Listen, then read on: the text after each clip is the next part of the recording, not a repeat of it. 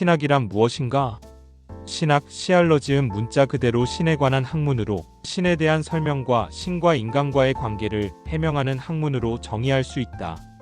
주로 한 종교의 교의를 체계화시키며 신 그리고 신과 인간에 대한 본질적인 탐구를 통해 신앙을 체계적, 이론적으로 진술한다. 즉, 신학의 기능은 어떤 종교가 제대로 돌아가기 위한 지적, 실천적, 규범적인 기반을 닦는 것이라고 할 수 있다. 기독교의 영향력으로 인해 흔히 신학이라고 하면 기독교에서만의 신학을 떠올리지만 엄밀한 의미에서의 신학은 특정 종교에 한정되는 것이 아니다. 또한 각종 신화의 신들에 관련된 부분 역시 넓은 의미에서의 신학으로 볼 수 있다. 유럽에서 쓰이는 신학시알러지라는 낱말은 테오스, THOS, 신의 로고스, 로고즈, 학문, 말과 결합된 단어이다. 신학은 그 특성상 기본적으로 신, 그리고 초자연적인 것에 대한 신앙에 대한 전제를 깔고 진행될 수밖에 없는데, 신과 신앙에 대한 정의가 각 종교마다 다른 만큼 신학이라는 학문 분야는 어떠한 종교든지 각자의 종교의 교의, 영성, 의식 등을 연구하면 성립될 수 있다. 신학은 존재 여부가 검증되지 않은 신에 대한 믿음을 전제로 하나 동시에 그 믿음과 신에 대한 사유 또한 전제로 하고 있다. 신학과 철학. 모든 인간은 궁극적으로 신학자의 관점을 다 가지고 있다 할 수 있다. 세계와 우주, 자연과 질서, 우리의 모든 삶에서 보고, 느끼고 관찰하는 모든 것들이 결국 신학적 행위로 연결되기 때문이다. 이것은 인간이 하나님의 형상대로 창조함을 받은 존재로서 그 마음에 종교의 씨앗이 있기 때문이라 생각된다. 그러므로 인간의 행위가 종교와 연결이 안 되는 것은 없다고 할 수 있다.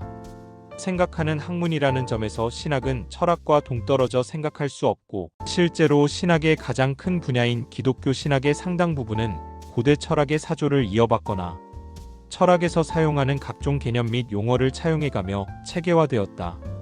토마스 아퀴나스를 대표로 하는 스콜라 철학이 아리스토텔레스의 철학에 지대한 영향을 받은 것은 널리 알려진 사실이다.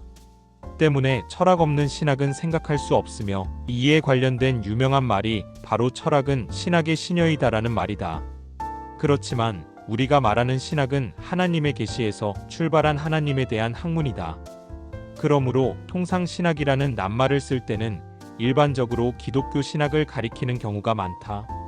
또한 토마스 아퀴나스는 신학은 하나님에게서 가르침을 받고 하나님을 가르치며 하나님께로 인도하는 것이다 하였다. 기독교 신학. 기독교 신학은 삼위일체 하나님에 대한 모든 연구이며, 좁은 의미로는 사람이 되신 하나님 즉 예수 그리스도를 통하여 창조하시고 구원하시고 구원을 완성하시는 하나님의 구속사에 대한 정립을 말하는 것이다. 기독교 신학은 크게 이론 신학과 실천 신학으로 나누어 볼 수 있다. 이론 신학은 성경 본문을 연구하는 성서 신학, 그리고 성경의 주제들에 대한 체계적인 연구와 과거, 교의학의 뿌리를 둔 조직 신학과 같은 것들이다. 또한 실천 신학은 현실적인 문제를 다루는 타 학문과의 결합이나 교회의 현실적인 문제에 대한 고찰을 통해 오늘날 기독교의 신념을 어떻게 현실에 적용시킬 것인지를 논하는 것이다. 기독교 신학은 알미론 신학을 바탕으로 하여 믿음과 행함 실천 신학을 추구하는 것이다.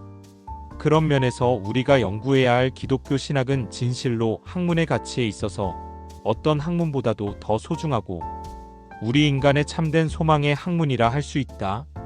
그러나 현실의 신학은 하나님의 말씀을 깨닫는 것이 아니라 자기가 할 것을 찾는 방법이 되고 있다. 궁극적으로 신학이란 하나님의 마음을 아는 것이라 할 수 있다. 그러므로 하나님을 아는 바른 신학 없이는 신앙도 믿음도 소망도 없다.